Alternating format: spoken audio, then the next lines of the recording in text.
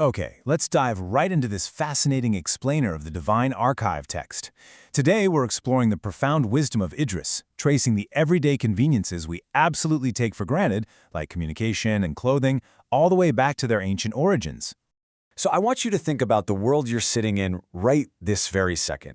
Constant texts, huge libraries of books, the tailored clothes you're wearing. Now, just totally strip all that away. Close your eyes for a second. Imagine a world lacking those basic tools we use every single time we send a message or, well, just get dressed in the morning.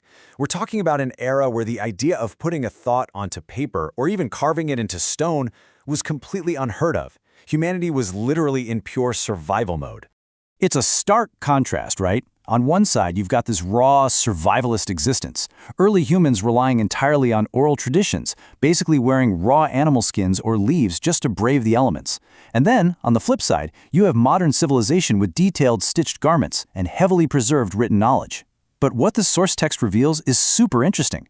This massive leap in human evolution, it wasn't just some random accident of history. It was actually introduced by one extraordinary man. The text introduces that man as Idris, peace be upon him, describing him as the prophet of knowledge and art. And according to the source, he didn't just bring a spiritual message of faith to the people of his time. He was the foundational pioneer who fundamentally changed what it meant to be human, literally handing us the tools of civilization. The narrative positions him as this crucial bridge between basic survival and true human flourishing. To really grasp his impact, we have to look at his lineage. He actually represents the 5th generation descending from Prophet Adam, peace be upon him. So what does that mean? It means from a really young age, he was deeply embedded in and surrounded by divine wisdom. He was perfectly positioned in history to take the foundational teachings of humanity and just absolutely expand upon them in ways the world had never seen before. And expanding is exactly what he did. According to the text, Allah blessed him with 30 small books, or scrolls. Now, these weren't just simple texts. They contained incredibly deep spiritual and worldly knowledge.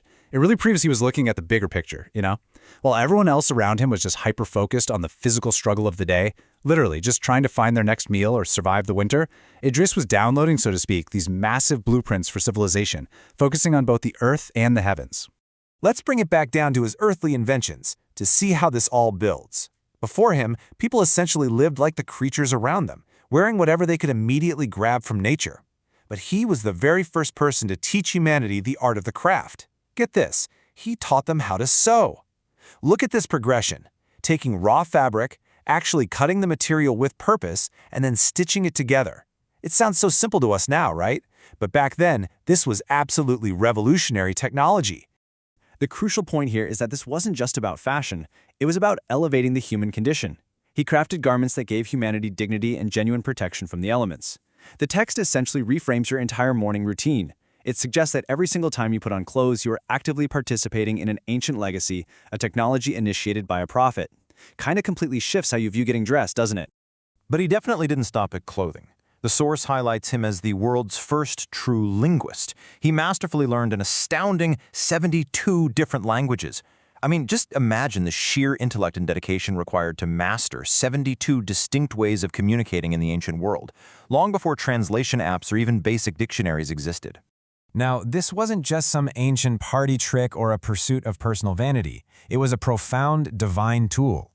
By speaking 72 languages, he made the message of Allah accessible to every nation in their own native tongue. It allowed him to travel and teach the truth of the divine to vastly diverse peoples in ways they could deeply, intimately understand, totally removing cultural and linguistic barriers. Tracking his incredible journey, the text shows his migration path. He started out in Babylon and moved with intense purpose, spreading his vast knowledge all along the way, until finally reaching his destination in Egypt. And during these years, he didn't just preach, he acted as the world's first urban planner. He spent years actually building cities and organizing societies, ensuring they were structured with real justice and order. He was literally laying down the physical and moral infrastructure of society. And this brilliantly illustrates his most famous role as the pioneer of the pen. Guys, this is huge. It's so hard for us to even comprehend a world without writing today, but Idris was the very first person in human history to pick up an instrument to write. He permanently recorded knowledge so that wisdom wouldn't simply die when the person who held it passed away. He basically gave humanity the ultimate gift, historical memory. But his intellect didn't just stay grounded here on Earth. Expanding his vision, he also looked up. The text points out that he studied the movements of the heavens and the intricate science of astronomy long before modern telescopes were ever even a thought. He perfectly married the physical, earthly sciences like urban planning and writing with cosmic, spiritual milestones. He was a master of both the dirt beneath his feet and the stars above his head. Transitioning to his profound spiritual elevation, the text references exactly how the Quran speaks of him. In Surah Al-Anbiya, Idris is described with these really beautiful specific attributes: patient, righteous, and truthful. These aren't just filler words. They highlight his incredibly steadfast character amidst a chaotic world that was just beginning to figure out how to even be civilized. Which brings us to the most mysterious and honestly awe-inspiring part of his story, his final journey. The Quran states, "And we raised him to a high station." As the source explains, many scholars interpret this verse to mean he was actually raised physically into the heavens, with some traditions specifically placing him in the fourth heaven, without experiencing death in the normal earthly way that we do. According to the text, his ongoing presence there serves as a cosmic reminder. It's framed as a sign of infinite mercy, showing us that seeking knowledge isn't just a worldly chore, it's actually a direct path to elevating one's own spiritual station. So, the ultimate takeaway from this explainer is that faith and knowledge are absolutely not separate entities. They're basically two sides of the same exact coin. The life of Idris, as recorded here, argues that being a true believer means being a builder, a writer, a creator, and an endless student of the universe. He used his immense intellect to serve his creator, and in doing so, he literally lifted all of humanity out of the primitive dark. So, I'm going to leave you with this final thought. How will you use your knowledge and faith in your own life tonight?